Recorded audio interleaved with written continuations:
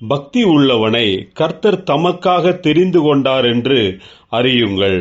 நான் கர்த்தரை நோக்கி கூப்பிடுகையில் அவர் கேட்பார். கர்த்தருக்குள் பிரியமானவர்களே, உங்கள் அனைவருக்கும் இனிய காலை வணக்கங்கள்.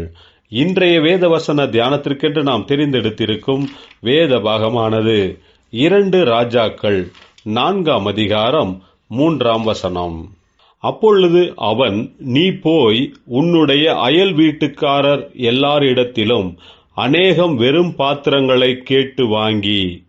பிரியமானவர்களே, இன்றைய வேத தியானத்தின் தலைப்பு விசுவாசம் மற்றும் கிரியை என்பதே. தீர்க்கதரிசிகளுடைய புத்திரரில் ஒருவனுக்கு மனைவியாயிருந்த ஒரு ஸ்திரீ எலிசாவை பார்த்து, உமது அடியானாகிய என் புருஷன் இறந்து போனான், உமது அடியான் கர்த்தருக்கு பயந்து நடந்தான் என்பதை அறிவீர். கடன் கொடுத்தவன் இப்போது என் 2 குமாரரையும் தனக்கு அடிமைகளாக்கிக் கொள்ள வந்தான் என்றாள். எலிசா அவளை நோக்கி, நான் உனக்கு என்ன செய்ய வேண்டும்?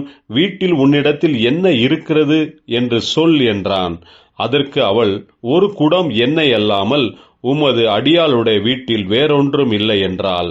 அப்பொழுது அவன், நீ போய் உன்னுடைய அயல் வீட்டுக்காரர் எல்லாரிடத்திலும் அநேகம் வெறும் பாத்திரங்களை கேட்டு வாங்கி, உள்ளே போய் உன் பிள்ளைகளுடன் உள்ளே நின்று கதவை பூட்டி அந்த பாத்திரங்கள் எல்லாவற்றிலும் வார்த்து நிறைந்ததை ஒரு பக்கத்தில் வை என்றான்.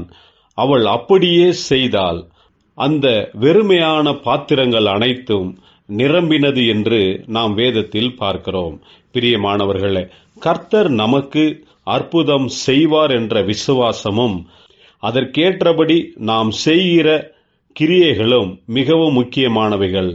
விசுவாசம் கிரியை செய்யும். தேவனை விசுவாசிக்கும் போது நிச்சயமாகவே கர்த்தர் அற்புதங்களை நடப்பிப்பார். ஜெபிப்போம். ஜீவனுள்ள தேவனே, உம்முடைய அற்புதங்கள் எங்களுடைய முழு வாழ்க்கையை மாற்றி அமைக்கிறதா இருக்கிறது. இன்னும் எங்களுடைய விசுவாசம் வளரும்படி கிருபை தாரும், பலப்படுத்தும், ஆசீர்வதியும். இயேசு கிறிஸ்துவின் நாமத்தில் ஜெபிக்கிறோம் நல்ல பிதாவே. ஆமேன்.